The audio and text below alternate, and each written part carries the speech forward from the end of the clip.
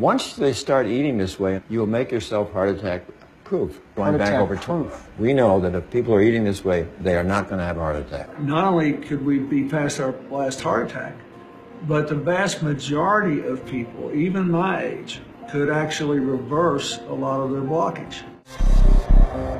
Everywhere you look, it seems a heart attack is just waiting to happen. If you haven't had a heart attack yourself, you likely know someone who has. Well, I've got a secret to share. With what we know right now, we could see the last heart attack in America. I've been investigating this for over a year. I've got lessons to share.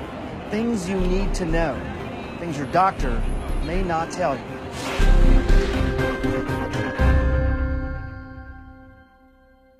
I was lucky I didn't die of a heart attack. Former President Clinton, like too many people, was busy. And for years, he ignored warning signs from his heart. But in 2004, during an exhausting book tour, there was something different. I had a real tightness in my chest when I was getting off the airplane. They hustled me down to Columbia Presbyterian, and they confirmed the determination that I had serious blockage and needed the surgery. The 58-year-old Clinton needed to have his chest opened, his heart stopped, and surgery performed. On Labor Day in 2004, Mr. Clinton had 4 blood vessels bypassed. If it happened to him, could it happen to you? What about me? I'm a pretty typical guy in his early 40s with a family history of heart disease. So I decided to go on a mission to never have a heart attack. But how?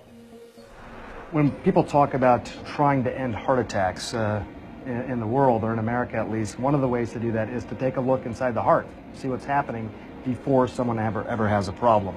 And that's what we're going to do here today. You're actually going to look for what in my heart? Yes, for calcium, which is part of the atherosclerotic process, the plaques in the heart.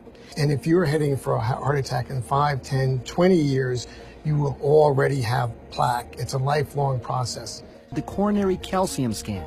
That's the test I'm having done. We can now find clues before heart trouble gets dangerous, even before the first symptoms. As president, Bill Clinton never got any of the advanced imaging, like the coronary calcium scan or the ultrasound of his carotid. Those are tests that are now more readily available to everyone. Did you ever wonder how seemingly healthy people can have a heart attack? This may surprise you.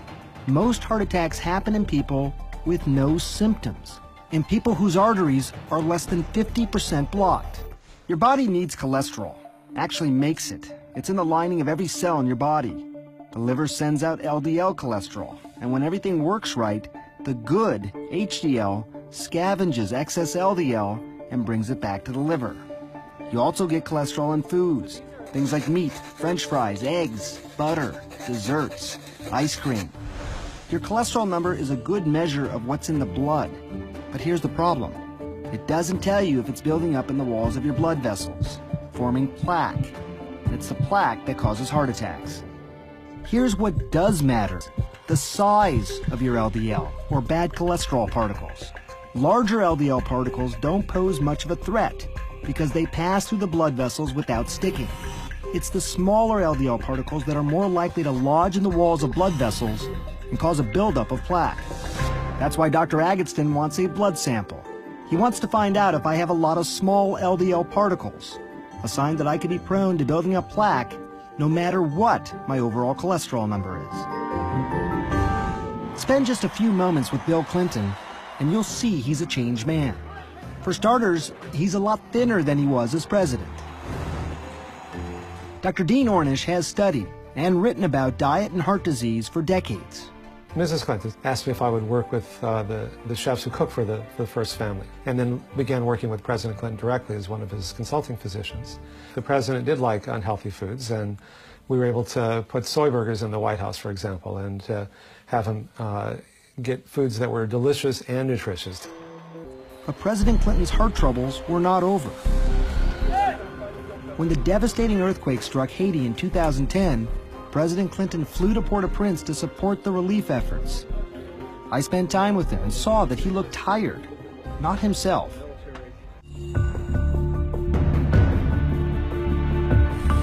doctors said it was a mechanical failure of the bypass, and he needed stents to open the blocked artery.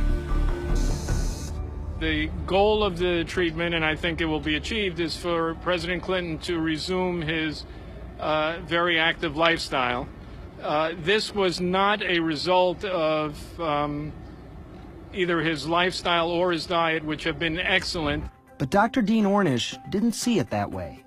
And so I wrote him a letter and I said, you know, the friends that mean the most to me are the ones that tell me what I need to hear, not necessarily what I want to hear. And you need to know that your genes are not your fate. And I say this not to blame you, but to empower you. And I'm happy to work with you to whatever extent you want to move forward in that way. And we met a few days later and he said he was ready to do it. This time around, he decided to get much more strict in his approach. No more meat, no more eggs, no more dairy, almost no oil. The mantra is, eat nothing that has a mother or a face. Talked about the fact that you love to eat. I mean, this is. But I know, I like the stuff I eat. I like the vegetables, the fruits, the beans, the stuff I eat now. I like. I like it. Do you call yourself a vegan now then? Well, I suppose I am if I don't eat dairy or meat or fish. You know. You're doing this for your health. Is Yes, that why you're doing it? Absolutely. Clinton's dietary guides, Dean Ornish, and this guy, Caldwell Esselstyn, at the Cleveland Clinic. Every month, the 77-year-old Esselstyn holds a day-long seminar, attracting doctors and heart patients from across the country, like Sharon Kintz, a retired private investigator from Canton, Ohio. Kintz had a heart attack 6 months earlier after a coronary artery became completely blocked. What Kintz did next may surprise you. She turned the surgeon down cold, said no to open heart surgery, and decided to take a chance using food as medicine. Like President Clinton, Kintz has given up the food she loves, like butter and cheese.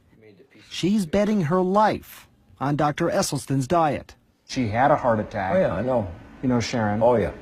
Doctors recommended she have an intervention. She's not doing it. Is there a downside? Could she be putting herself at risk? No. I think that's an excellent question. In hundreds of patients, data now going back over 20 years, and well, this most recent study about a decade, once they start eating this way, you will make yourself heart attack proof. Going back over proof. We know that if people are eating this way, they are not going to have a heart attack. Esselstyn has won some allies, like Dr. Terry Mason, Chief Medical Officer at Cook County Hospitals in Chicago, and the city's former public health commissioner. We've eaten ourselves into a problem, and we can eat ourselves out of it. Esselstyn thinks heart disease is completely preventable, no matter what sort of family history you have, simply by eating right. During his research, he came upon a stunning fact. Some cultures around the world, like people living in Central Africa, Papua New Guinea Highlanders, and Tarahumara Indians in Mexico, have virtually no heart disease. None. So what can we learn from them? You have some easy to remember adages about how people can decide what they should or should not eat. We know what they shouldn't eat. That is oil, dairy, meat, fish, and chicken. What do we want them to eat? We want them to eat all those whole grains for their cereal, bread, and pasta, beans, vegetables, yellow, red, green, and fruit. Now, what particular vegetables do we want them to have? Bok choy, Swiss chard, kale, collards, collard green, beet greens, mustard green, turnip greens, Napa cabbage, Brussels sprout, broccoli, cauliflower, cilantro, parsley, spinach, and arugula, and asparagus. And I'm out of breath. President Clinton's diet, no meat, no dairy, almost no oil, got me thinking, how different what he's eating now as compared to what he used to eat, and what most of us still eat. Make a habit of high-fat, high-cholesterol meals like this, and you can physically see the beginnings of heart disease. I was curious about the science behind Dr. Esselstyn's claims, so I dug up some of these peer-reviewed journals. They're small, just a handful of patients, but the results are pretty impressive. In one study here, patients on the Esselstyn diet and cholesterol-lowering medication had no heart attacks, had no coronary events of any sort after 5 years. And 3/4 of these patients actually saw their blockages get smaller. You're not talking about just reducing your chance of heart disease. You're talking about potentially reversing heart disease. Oh, absolutely. The late wisdom is that once you develop these plaques, they're there. You're stuck with them. Try not to let them get worse. Is that faulty thinking? I think it's absolutely faulty thinking. Here's a picture Esselstyn likes to show of a heart patient with a blocked coronary artery. And here's that same patient after going on a plant-based diet. You see the way the blockage has almost disappeared? Sharon Kintz survived a heart attack a year ago after a coronary artery became completely blocked. Now she's counting on the Esselstyn diet to keep her from having another. Thankfully, your heart muscle function is normal. Kint's cardiologist, Adnan Zaidi, says so far so good with the diet. It's a difficult sell, but those who get onto it have benefited from it without a question. Kintz is a true believer. So is former President Bill Clinton. And nowadays, they have a lot of high-powered company. All of these CEOs and former CEOs are either vegetarians or vegans. Would you call yourself healthy now? Well, I think I'm healthier than I was. I lost 20-something pounds. All my blood tests are good. All my vital signs are good. And I feel good. And I actually have, believe it or not, more energy. I seem to need less sleep. Once you begin making these changes, most people find they feel so much better so quickly, it reframes the reason for making these changes from fear of dying to joy of living. And joy is what's sustainable. A year into her diet, a year after her heart attack, Kintz says she feels great. Simply walking tired her out 12 months ago. So what about me? I have a family history. Am I heart attack proof? Time to find out. Time to see what fate has to offer. Sure. me. Now, we had some good news when we did the imaging. Right. That you had no plaque in your coronary arteries Right. on the calcium score. Right. Someone made a comment to me that this is sort of a 4-year guarantee that Yes. I won't have a heart attack. Would you agree with that? Yes. More good news. Yeah, we never- Looking at my LDL, the bad cholesterol, Dr. Agatston tells me they're mostly large particles, the kind that don't build up as plaque in the blood vessels. If diet and exercise can make someone like me low risk for a heart attack, even with a strong family history, well, that's encouraging. I don't think there's any question that not only could we be past our last heart attack, but the vast majority of people, even my age, could actually reverse a lot of their blockage. Heart disease could be as rare as malaria today if we simply put into practice what we already know. It is possible to keep everybody from having a heart attack with education, with knowledge, with information. Now the question becomes, are people going to do this? I hope I've given you some food for thought today, and if all this makes you want to overhaul your diet, especially if you're a heart patient, you should talk to your doctor. Look, we've got a long way to go in this country, but I hope you'll join me so together we can work toward the last heart attack. I'm Dr. Sanjay Gupta. Thanks for watching.